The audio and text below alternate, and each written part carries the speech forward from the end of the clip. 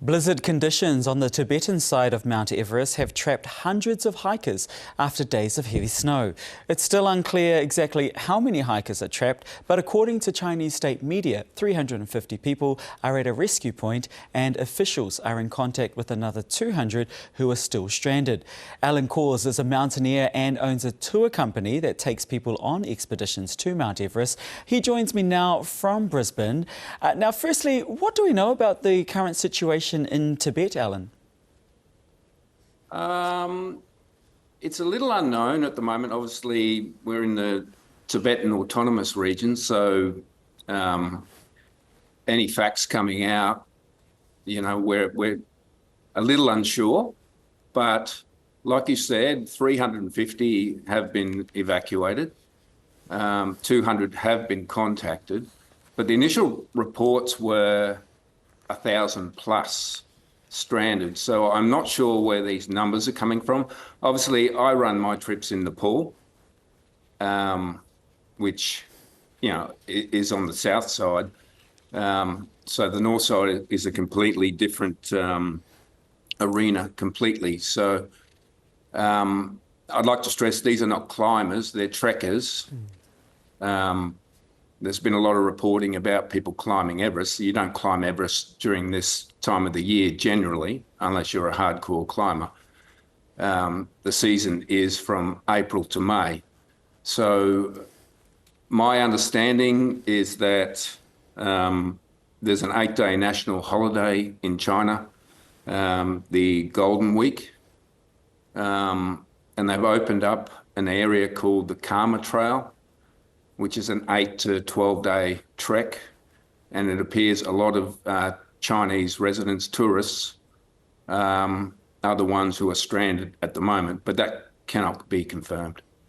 So you mentioned you want to stress climbers and trekkers, not climbers. So would you say that the trekkers are more for like recreational hiking purposes? Generally, they want to get as close to the highest mountain in the world as possible, without having to undertake those risks which are involved in actually climbing the mountain. And in doing so, unfortunately, with the weather conditions and the uncertainty, and I'm not sure who was analysing the weather conditions, but these trekkers are now stranded.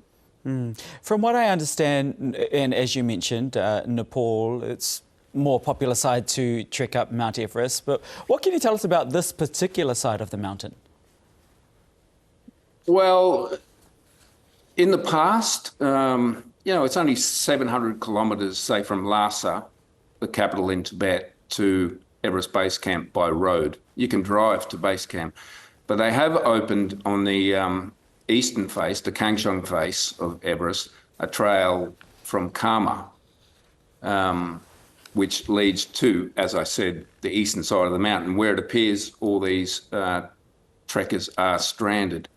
Now, I don't know the numbers. I don't know if that original 1,000 people that they mentioned includes the base camp where you can drive, whether those roads are cut off or not, but the figures don't add up at the moment. But yeah, it's completely different, but by all accounts, I haven't been on that new trail. As I said, I work predominantly on the Nepal side, but it's quite challenging, that trail itself. It requires a great deal of fitness and strength, significant altitudes. These guys are up above 4,000 metres, obviously, 4,200 metres where the snow generally happens. So, it's going to be an effort. It's going to be an effort for the rescue team and all those involved to get to anyone who's still in there. Now, you mentioned that there is a public holiday happening, and October is a peak season for trekking. So is this an unusual turn of weather events? It is. Generally, October is, clear skies. It's the end of the monsoon season, which runs from, say, June to during September. So, you would expect good conditions, which is why they're running these trips. And I'm sure there are accredited guides, accredited companies doing this. And I think maybe the weather predictions were overlooked. I mean, the biggest risk is the Bay of Bengal.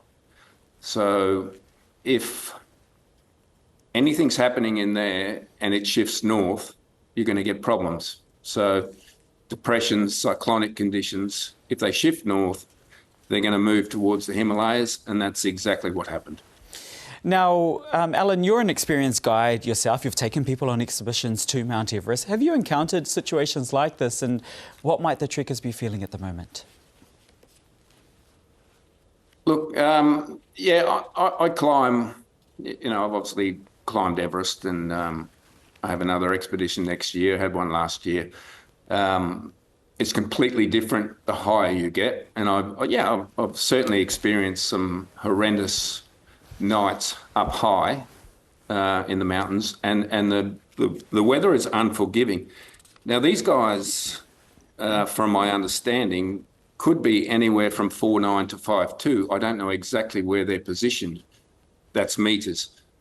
But if they're intense, and as they're reporting blizzard conditions, high snowfall, it's going to be extremely cold. So the biggest risk is hypothermia at this stage, making sure they have supplies, making sure they're kept warm, making sure the guides are doing their job, keeping the snow off the tents. Yeah, so certainly I've experienced similar conditions, but being trapped like these guys are, no, I have not. Allan Cohrs, thank you very much for your time this evening. Thank you very much.